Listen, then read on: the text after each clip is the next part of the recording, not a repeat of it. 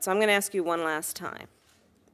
Are you willing to ask the White House to authorize the FBI to investigate the claims that have been made against you? Well, I'll do whatever the committee wants, of course. And I've heard you say that, but I've not heard you answer a very specific question that's been asked, which is, are you willing to ask the White House to conduct an investigation by the FBI to get to whatever you believe is the bottom of the allegations that have been levied against you?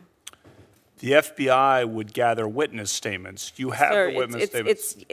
I don't want to debate with you how they do their business. I'm just asking, are you willing to ask the White House to conduct such an investigation? Because as you are aware, the FBI did conduct a background investigation into you before we were aware of these most recent allegations. So are you willing to ask the White House to do that? And say yes or no, and then we can move on.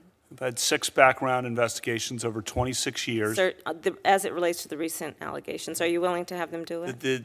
The witness testimony is before you. No witness who was there supports that I was there. Okay, I'm going to take that as a no, and we can move on. You have said in your opening statement, you characterized these allegations as a conspiracy directed against you. I'll point out to you that Justice now, Neil Gorsuch, was nominated by this president. He was considered by this body just last year. I did a rough kind of analysis of similarities. You both attended Georgetown Prep. You both attended very prestigious law schools. You both clerked for Justice Kennedy. You were both circuit judges. You were both nominated to the Supreme Court. You were both questioned about your record. The only difference is that you have been accused of sexual assault. How do you reconcile your statement about a conspiracy against you with the treatment of someone who was before this body not very long ago? I explained that in my opening statement, Senator. Look at the evidence here, the calendars, look at the witness statements, look at Ms. Kaiser's statement. Okay.